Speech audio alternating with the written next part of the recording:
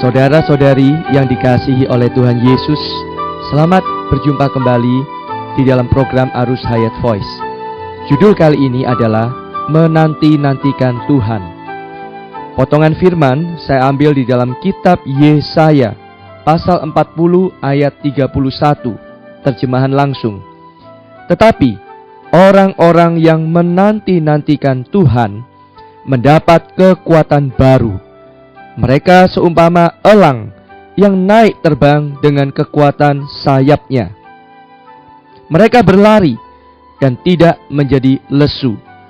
Mereka berjalan dan tidak menjadi lelah. Saudara-saudari yang kekasih, elang merupakan jenis unggas yang mempunyai umur paling panjang di dunia, dapat mencapai 70 tahun. Tetapi untuk mencapai umur itu, seekor elang harus membuat keputusan besar pada umurnya yang ke-40. Saat umur 40 tahun, cakarnya mulai menua. Paruh menjadi panjang dan membengkok hingga hampir menyentuh dada. Sayapnya menjadi sangat berat karena bulunya telah tumbuh lebat dan tebal, sehingga menyulitkan saat terbang. Saat itu, elang hanya mempunyai dua pilihan: menunggu kematian atau menjalani proses transformasi atau pengubahan yang menyakitkan selama 150 hari. Saat melakukan transformasi itu, ia harus berusaha keras terbang ke atas puncak gunung untuk kemudian membuat sarang di tepi jurang, berhenti dan tinggal di sana selama proses berlangsung. Pertama, elang harus mematukkan paruhnya pada batu karang sampai paruh tersebut terlepas dari mulutnya. Ini betapa menyakitkan bagi dia. Kemudian, menunggu tumbuhnya paruh baru. Dengan paruh yang baru tumbuh itu, ia harus mencabut satu persatu cakar-cakarnya. Dan ketika cakar yang baru sudah tumbuh, ia akan mencabut bulu badannya satu demi satu. Suatu proses yang panjang dan menyakitkan. Namun 5 bulan kemudian, bulu-bulu yang baru sudah tumbuh. Ia mulai dapat terbang kembali. Dengan paruh dan cakar baru, ia mulai menjalani 30 tahun kehidupan barunya dengan penuh energi. Saudara-saudari yang kekasih, ayat di atas memberitahu kepada kita bahwa Tuhan memberi kekuatan kepada orang yang menanti-nantikan Dia.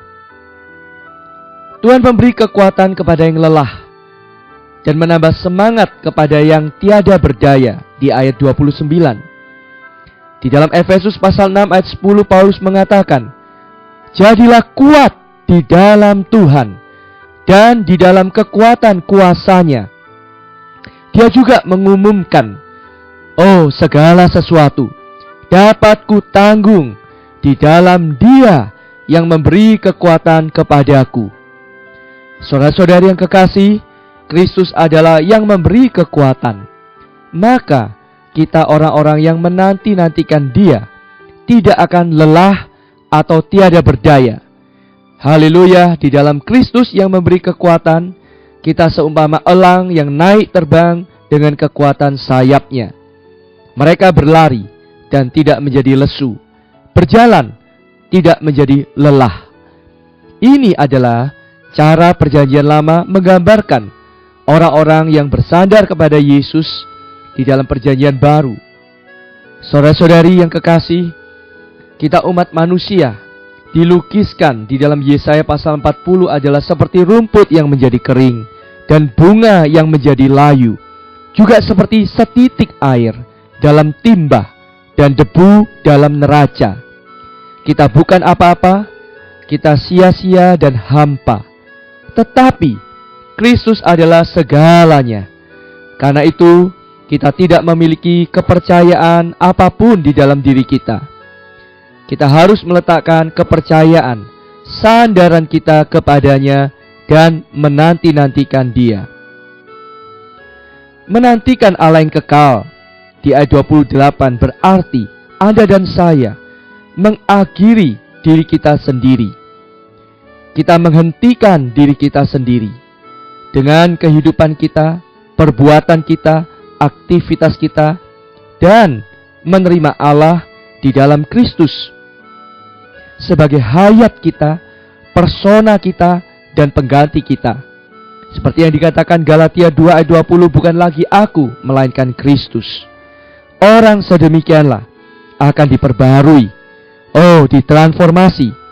Di dalam kehidupannya, dia bukan saja berjalan dan berlari, melainkan membubung tinggi di langit, mengungguli penghalang bumia. Ia adalah seorang yang diubah dan dewasa, sehingga ia dapat berlari dalam pertandingan kehidupan orang Kristen tanpa menjadi lesu atau menjadi lelah. Akhirnya, seperti Rasul Paulus berkata di dalam 2 Timotius pasal 4 ayat 7, aku telah mengakhiri pertandingan yang baik. Mari kita berdoa. Ya Allah, ya Bapa, kami bersyukur kepadamu bahwa kami memiliki Engkau, Allah yang kekal, yang tinggal di dalam kami, yang memberi kekuatan kepada yang lelah dan menambah semangat kepada yang tiada berdaya. Kami bersyukur juga Kristus di dalam kami, yang memampukan kami untuk menanggung segala sesuatu. Buatlah kami untuk belajar mengambil Dikau sebagai hayat pribadi kami, yang menggantikan kami hidup. Ya Tuhan, terima kasih. Engkau di dalam kami menyuplai dan memberi kekuatan kepada kami. Berikan kami semangat yang baru, kekuatan yang baru untuk menempuh hidup ini dan menghadapi segala sesuatu yang terjadi dalam kehidupan kami. Di dalam nama Tuhan Yesus kami berdoa, amin. Demikianlah firman Tuhan yang telah disampaikan.